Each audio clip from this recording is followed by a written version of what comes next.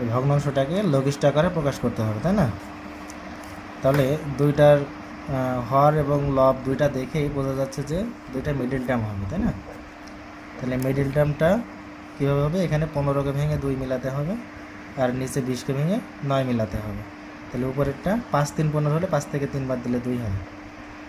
তাহলে x square plus 5x minus 3x minus 15, আর নিচে এখানে 5 4 20, 5 আর 4 যোগ করলে 9 হয়।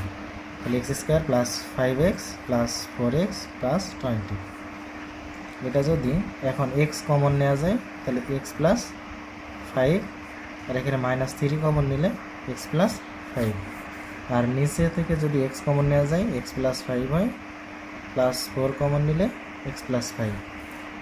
এবার উপরে এক্স প্লাস 5 মিল আছে, এখান থেকে কমন নিয়ে নিলাম, তাহলে থাকবে কি এক্স মাইনাস 3, আর নিচে এক্স প্লাস 5 কমন নিলে থাকবে কি এক্স প্লাস 4।